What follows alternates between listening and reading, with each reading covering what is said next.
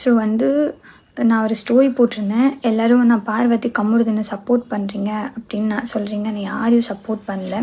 Even சாண்ட்ராக்கு நடந்தது எனக்கு ரொம்ப கஷ்டமாக இருந்தது.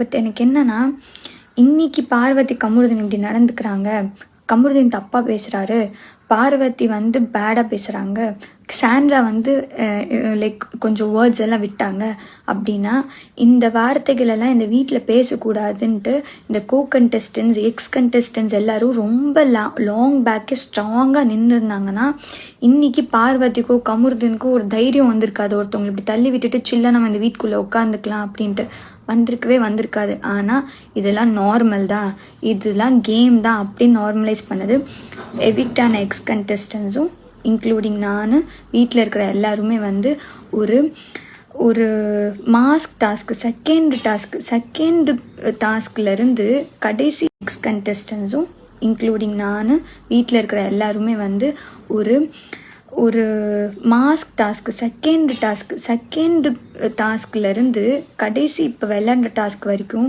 பிக் பாஸ் இன்ஸ்ட்ரக்ட் பண்ணிக்கிட்டே இருக்கணும். ஃபன்னை விளையாடுங்கன்ட்டு ஒரு பாட்டு போட்டு விளையாடுற டாஸ்க்கை கூட காலில் அடிபட்டுக்கிட்டு, ஒரு தொப்பி எடுக்கிற டாஸ்கில் மண்டையில் அடிபட்டு, காலில் அடிபட்டு, கையில் அடிபட்டு, அவ்வளோ பிளட்ஸ் வந்து ஒருத்தவருக்குலாம் இங்கே ஹார்ட்கிட்ட இதை நெஞ்சுக்கிட்ட அடிபட்டு 2 வீக்ஸ் வரைக்கும் அவருக்கு அவ்வளோ பெயின் இருந்து, ஒருத்தவங்களுக்கு காலில் அடிபட்டு, ஒருத்தவங்களுக்கு நெகமே பெய்ந்துட்டு போயிட்டு, ஒருத்தவங்களுக்கு மண்டையில் அடிபட்டு மண்டையில் வீங்கி போய், இவ்வளோ அக்ரெஷன்ஸ். ஏன் இப்படி விளையாடுறீங்க, ஒருத்தவங்கள சேர்ந்து ஏன் 8 பேர் பிடிக்கிறீங்க அப்படின்னு நம்ம கொஷின் பண்ணால், இந்த கேம் இப்படி தான் விளையாடணும், உனக்கு விளையாடணும்னா விளையாடலைன்னா போ அப்படின்ட்டு நார்மலைஸ் பண்ணிவிட்டு, ஒருத்தவங்க அஃபென்சிவ் வேர்ட்ஸ் பேசினா நார்மலைஸ் பண்ணிவிட்டு, இன்றைக்கி ஒரு 5 பேர் நின்று கொஷின் கேட்குறாங்களே கண்டெஸ்டன்ஸ் உள்ள வந்திருக்காது. ஓகேவா? அதுக்கப்புறம் இப்போது அந்த 5 கண்டெஸ்டன்ஸ் நின்று இது தப்புன்னு சொல்கிறவங்களாம் ஒரு டைமில் அவங்களும் அந்த தப்பெல்லாம் பண்ணுவாங்க. இன்றைக்கி ஒரு பொண்ணை இப்படி பண்ணலாமான்னா, பொண்ணு பையன் கிடையாது, எல்லாரும் aggression to the core treat பண்ணியிருக்காங்க. ஸோ ஒரு டைமுக்கு உங்களுக்கு வேணும்னா இந்த கேம் இப்படி தான் விளையாடணும், இந்த கேம் அக்ரெசிவாக தான் விளையாடணும், இது இப்படி தான் விளையாடணும் அப்படின்னு சொல்கிறீங்க. உங்களுக்கு வேணானும் போது ஐயோ இந்த கேமை சாஃப்டாக விளையாடணும் அப்படின்றீங்க. ஒருத்தவங்க இன்றைக்கி பாதிக்கப்பட்டிருக்காங்கன்னா அதுக்கு எக்ஸ் கண்டெஸ்டன்ஸும் உள்ளே இருக்க கண்டெஸ்டன்ஸ் எல்லோரும் தான் காரணம். ஒரு விஷயத்த வந்து சின்னதாக இருக்கும் போதே அது ஸ்ட்ராங்காக நின்று இப்படி நீ பண்ணக்கூடாது, நீ எப்படி ஒருத்தவங்களை இப்படி கேள்வி கேட்ப, நீ எப்படி ஒருத்தவங்களை இப்படி அடிப்ப, அது கேமாக இருந்தாலும் கேமாக விளையாடணும். ஒரு ஃபன் கேமை கூட கேமாக விளையாட தெரியாத ஒரு contestants. Seriously feel very sad for Sandra. And then ஒரு ரியாக்ஷன் இல்லாமல் ஆப்போசிட்டில் ஒரு ரியாக்ஷன் கண்டிப்பாக வராது. அதுக்கப்புறம் மண்டையில் வீங்கி போய் இவ்வளோ அக்ரெஷன்ஸ். ஏன் இப்படி விளையாடுறீங்க, ஒருத்தவங்கள சேர்ந்து ஏன் 8 பேர் பிடிக்கிறீங்க அப்படின்னு நம்ம கொஷின் பண்ணால், இந்த கேம் இப்படி தான் விளையாடணும், உனக்கு விளையாடணும்னா விளையாடலைன்னா போ அப்படின்ட்டு நார்மலைஸ் பண்ணிவிட்டு, ஒருத்தவங்க அஃபென்சிவ் வேர்ட்ஸ் பேசினா நார்மலைஸ் பண்ணிவிட்டு, இன்றைக்கி ஒரு 5 பேர் நின்று கொஷின் கேட்குறாங்களே கண்டெஸ்டன்ஸ் உள்ள. இதே ரொம்ப லாங் பேக்கு ஒரு இந்த மாதிரி ஒரு விஷயம் நடக்கும்போது கொஷின் ஒருத்தவங்க கேட்கும்போது அது பெருசாக பேசப்படாது, அது அப்படியே அமுங்கி போயிடும். அப்படின்னு பண்ணியிருந்தாங்கன்னா இன்றைக்கி இந்த மாதிரி ஒருத்தவங்களை பண்ணுறதுக்கோ, இந்த மாதிரி தள்ளி விடுறதுக்கோ, இந்த மாதிரி தப்பாக பேசுகிறதுக்கோ, அவ்வளோ அஃபென்சிவ் வேர்ட்ஸ் பேசுகிறதுக்கோ ஒரு நேஷ்னல் டெலிவிஷனில் இப்படிலாம் பண்ணுறதுக்கோ யோசிச்சிருப்பாங்க.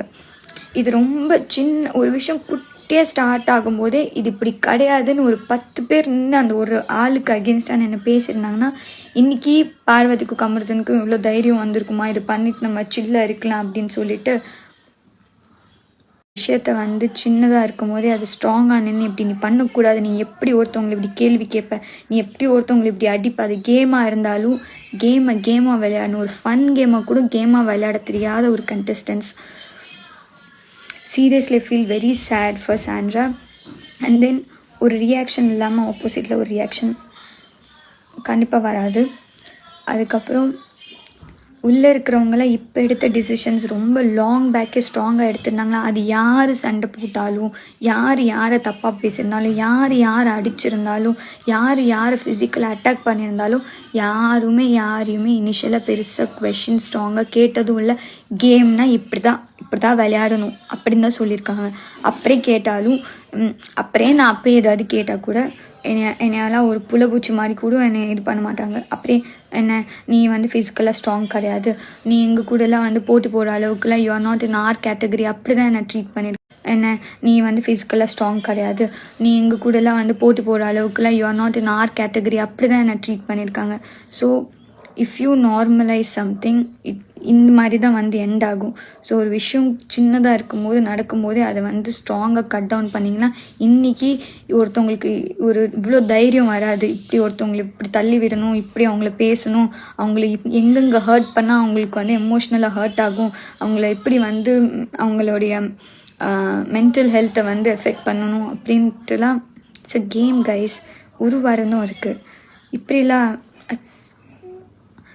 இதுக்கு கண்டெஸ்டன்ஸ் உள்ளே இருக்க கண்டெஸ்டன்ஸ் எல்லோரும் தான் காரணம்.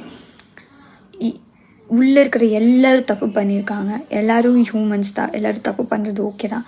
ஆனால் இன்றைக்கி நின்று கேட்ட விஷயத்த ரொம்ப முன்னாடியே கேட்டிருந்தேன், இன்றைக்கி இது நடந்திருக்காது. அதுதான் என்னுடைய கன்சர்ன். யாரையும் சப்போர்ட் பண்ணணுன்ட்டு இல்லை, இதெல்லாம் முன்னாடியே நடந்துச்சு.